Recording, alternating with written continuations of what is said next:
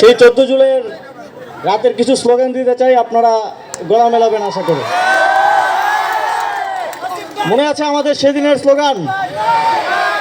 তুমি কে আমি কে,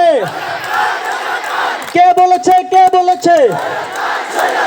তুমি কে আমি কে, কে বলেছে কে বলেছে, লাখো শহীদের রক্তে কেনা,